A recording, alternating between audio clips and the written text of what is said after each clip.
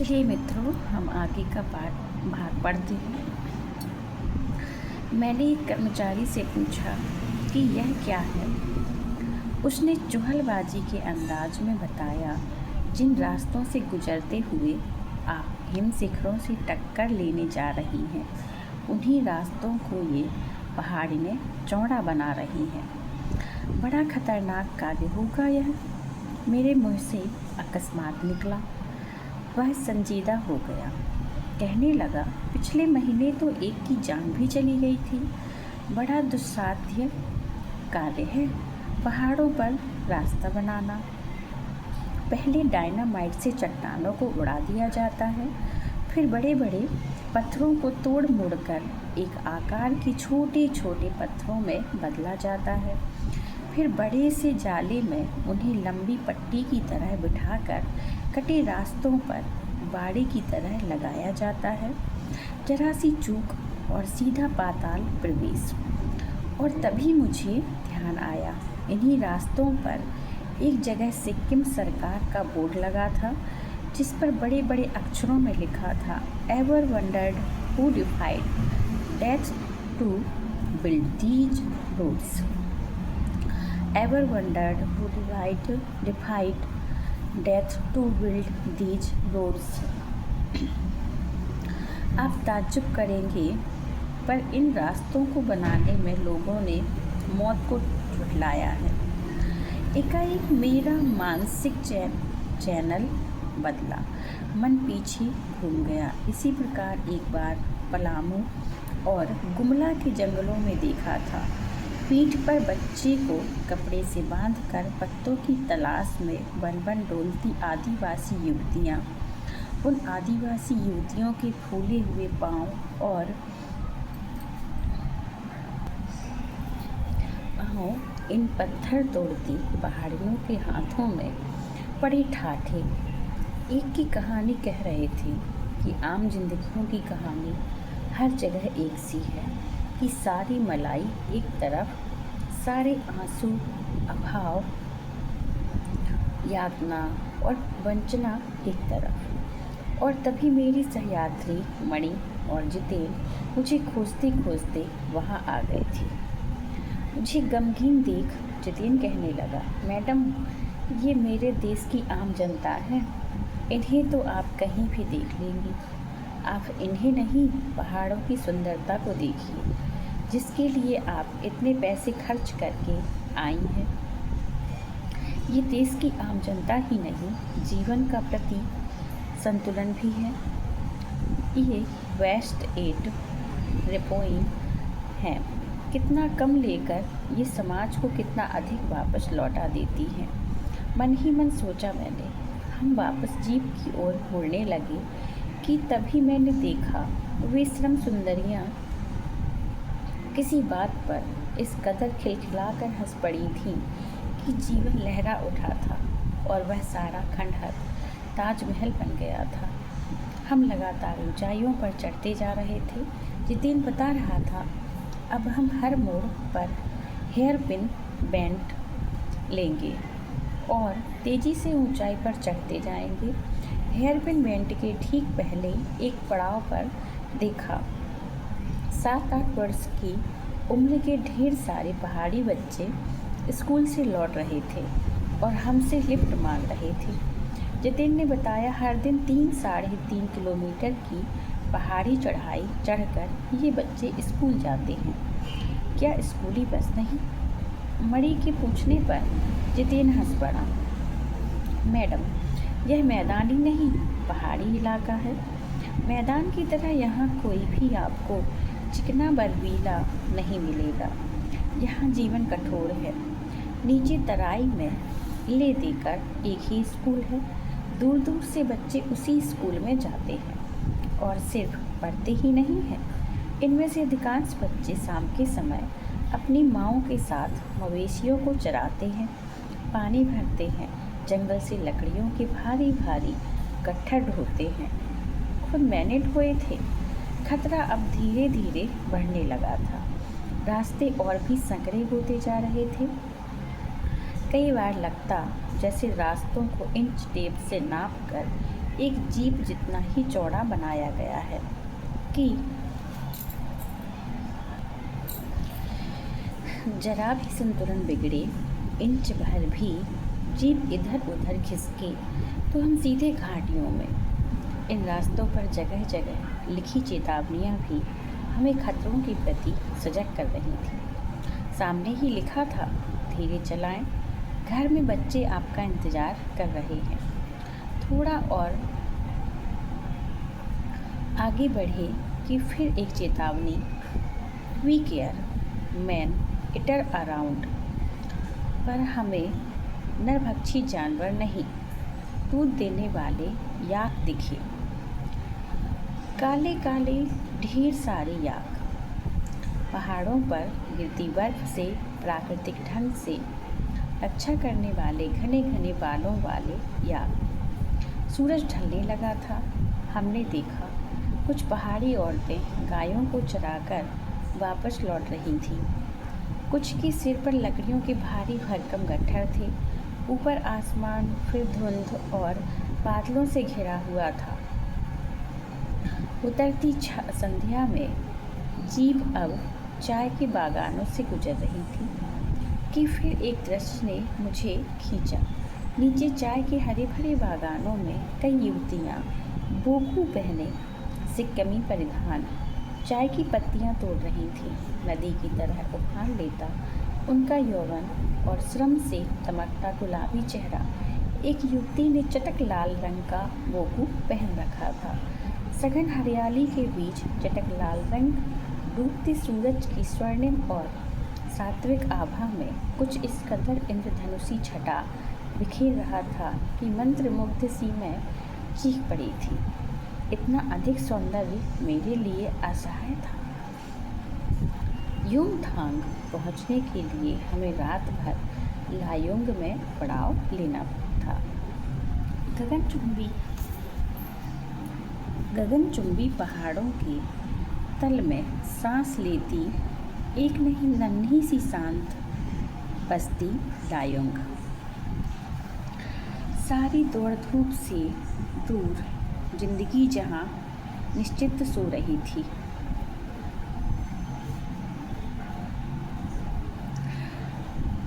उसी लायोंग में हम ठहरे थे।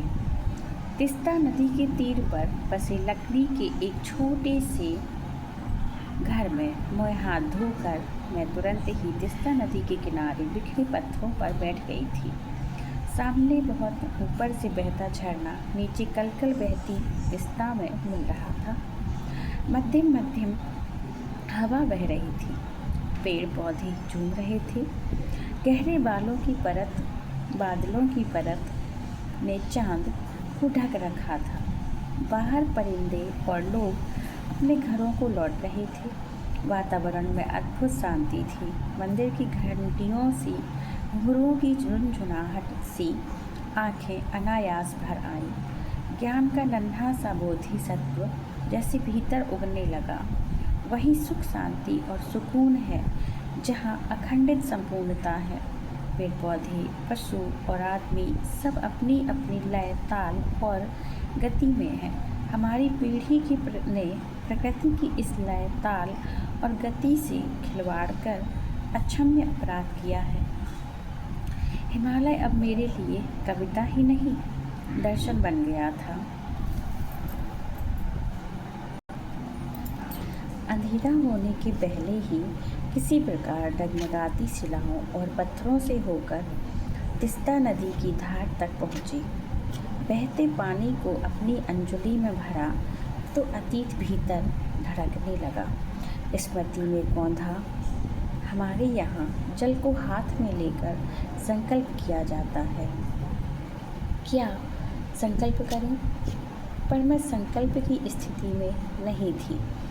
भीतर थी एक प्रार्थना, एक कमज़ोर व्यक्ति की प्रार्थना। भीतर का सारा हलाहल, सारी तामसिकताएं बह जाएं। इसी बहती धारा में रात धीरे धीरे गहराने लगी। हिमालय ने काला कंबल ओढ़ लिया था। जितेन ने लकड़ी के बने खिलौने से उस छोटे से गेस्ट हाउस में गाने की तेज़ धुन पर जब अपने संगी साथियों के साथ नाचना शुरू किया तो देखते देखते एक आदिम रात्रि की महक से परियों किसी की कहानी सी मोहक वह रात महक उठी। मस्ती और मादकता का ऐसा संक्रमण हुआ कि एक एक कर हम सभी सैलानी गोल गोल घेरा बनाकर नाचने लगे। मेरी 50 वर्षीय सहेली मणि ने कुमारियों को भी मात करते हुए वो जानदार नृत्य प्रस्तुत किया कि हम सब अवाक उसे ही देखते रह गए। इतना आनंद भरा था उसके भीतर। कहाँ से आता था इतना आनंद? लायुंग की सुबह बेहद शांत और सुरम्य तिस्ता नदी की शांत धारा के समान ही कलकल कर बहती हुई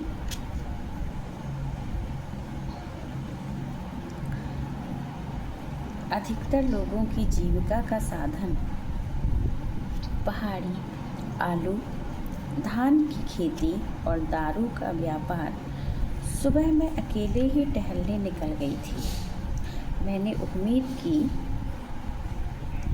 थी कि यहाँ मुझे बर्फ़ मिलेगी, पर अप्रैल की शुरुआती महीने में यहाँ बर्फ़ का एक कतरा भी नहीं था।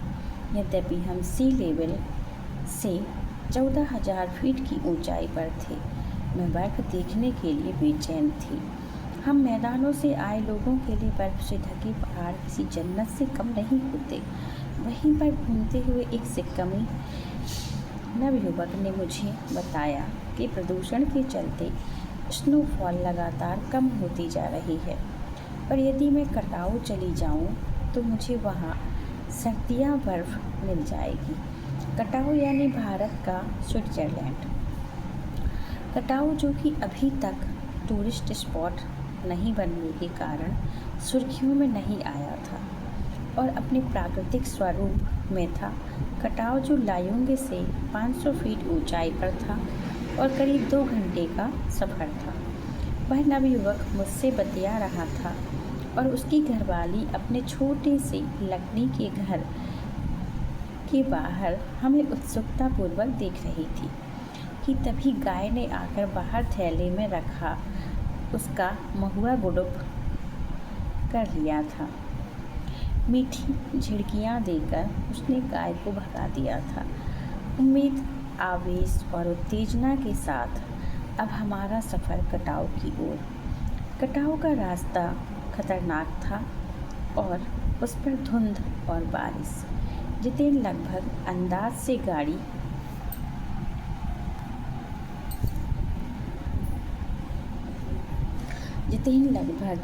से गाड़ी चला रहा था। पहाड़, पेड़, आकाश, घाटियाँ, सब पर बादलों की परत। सब कुछ बादलमय। बादलों को चीर कर निकलती हमारी जीप। खतरनाक रास्तों के एहसास ने हमें मौन कर दिया था और उस पर बारिश। एक चूक और सब खलास। सांस रोके हम धुंध और फिसलन भरे रास्ते पर संभल संभल कर आगे बढ़ती जीप को देख रहे थे। हमारी सांस लेने की आवाज़ों के सिवाय आसपास जीवन का कोई पता नहीं था। फिर नज़र पड़ी बड़े बड़े शब्दों में लिखी एक चेतावनी पर। If you are married, divorce speed. थोड़ी ही दूर आगे बढ़ेगी फिर एक चेतावनी। दुर्घटना से देर भली, सावधानी से मौत टली। करीब आधे रास्ते बाद धुंध छटी और साथ ही सृष्टि और हमारे बीच फैला सन्नाटा भी हटा। नार्गे उत्साहित होकर कहने लगा, कटाऊ हिंदुस्तान का स्विट्ज़रलैंड है। मेरी सहेली मणि स्विट्ज़रलैंड घूम आई थी। उसने तुरंत प्रतिवाद किया, नहीं, स्विट्ज़रलैंड भी इतनी ऊंचाई पर नहीं है और ना ही इतना सुंदर। हम कटाऊ के करीब आ रहे थे क्योंकि दूर से ही बर्फ़ से ढके पहाड़ दिखने लगे थे। पास में जो पर्वत थे वे आधे हरे काले दिख रहे थे। लग रहा था जैसे किसी ने इन पहाड़ों पर पाउडर छिड़क दिया हो। कहीं पाउडर बची रह गई हो और कहीं वह धूप में बह गई हो। नार्गे ने उत्तेजित होकर कहा, देखिए, एकदम ताज़ा बर्फ़ है। लगता है रात में गिरी है यह बर्फ़। थोड़ा और आगे बढ़ने पर अब हमें पूरी तरह बर्फ से ढके पहाड़ दिख रहे थे, साबुन की झाग की तरह सब और घिरी हुई बर्फ। मैं जीप की खिड़की से मुंडी निकाल दूर दूर तक देख रही थी, चांदी से चमकते पहाड़। एकाएक जितेन ने पूछा, कैसा लग रहा है? मैंने जवाब दिया, राम रोज छो। वह उछल पड़ा, अरे यह नेपाली बोली कहाँ से सीखी? अपनी भाषा के गर्व से उसकी आंखें चमक उठी, चेहरा इतराने लगा और तभी किसी चमत्कार की तरह हल्की हल्की बर्फ एकदम महीन महीन मोती की तरह गिरने लगी। तिम्रो माया सेंधे मलाई सताऊंच,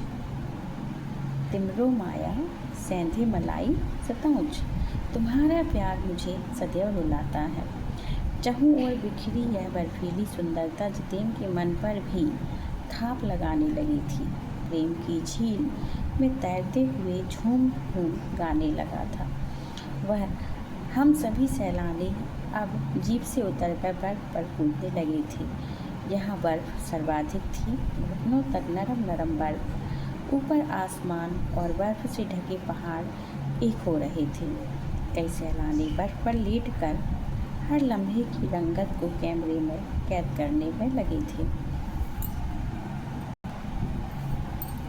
मेरे पाँव झनझन करने लगे थे, पर मन वृंदावन हो रहा था। भीतर जैसे देवता जाग गए थे। ख्वाहिश हुई कि मैं भी बर्फ पर लेटकर इस बर्फीली जन्नत को जी भर देखूं, पर मेरे पास बर्फ पर पहनने वाले लंबे जूते नहीं थे। मैंने चाहा कि किराए पर ले लो, पर कटाऊ यूमथांग और झांगू लेक की तरह टूरिस्ट स्पॉट नहीं था। इस कारण यहाँ झांगू की तरह दुनिया भर की तो क्या एक भी दुकान नहीं थी।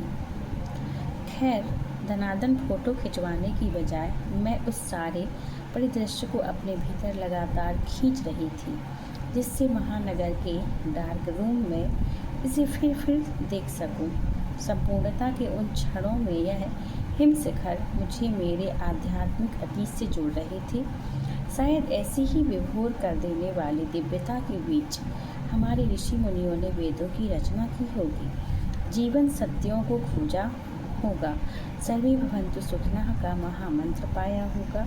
अंतिम संपूर्णता का प्रतीक वह सौंदर्य ऐसा कि बड़ा से बड़ा अपराधी भी इसे देख ले तो क्षणों के लिए ही सही करुणा का अवतार बुद्ध बन जाए।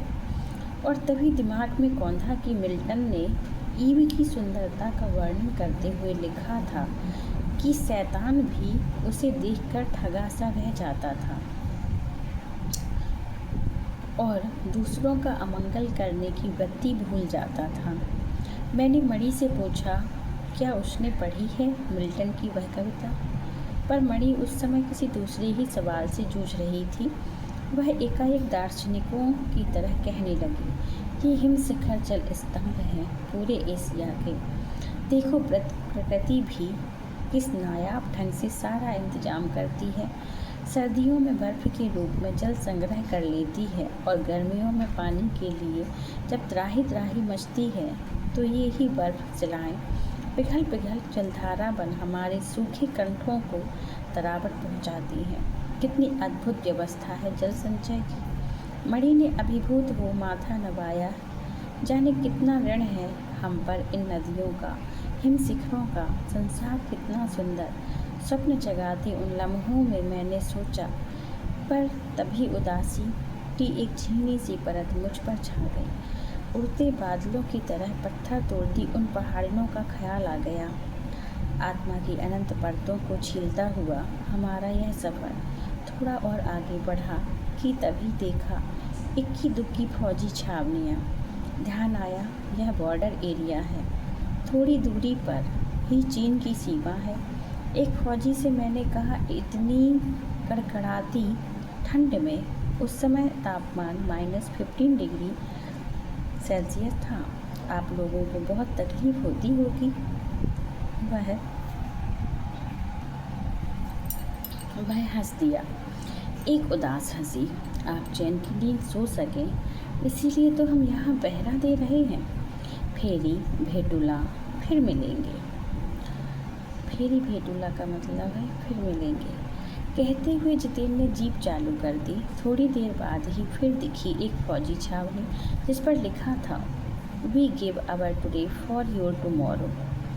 मन उदास हो गया, भीतर कुछ पिघलने लगा। महानगर में रहते हुए कभी ध्यान ही नहीं आया कि जिन बर्फीले इलाकों में बैसाख के महीने में भी 5 मिनट में ही हम ठिठुरने लगे थे, हमारे ये जवान पौष और माघ में भी, जबकि सिवाय पेट्रोल की सब कुछ जम जाता है, तैनात रहते हैं।